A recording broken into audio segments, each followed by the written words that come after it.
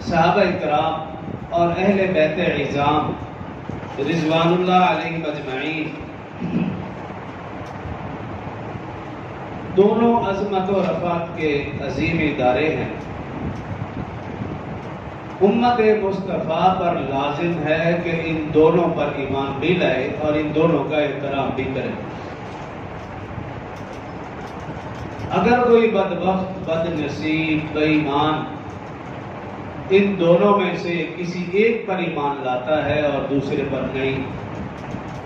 کسی ایک کا احترام کرتا ہے اور دوسرے کی بے احترامی کرتا ہے،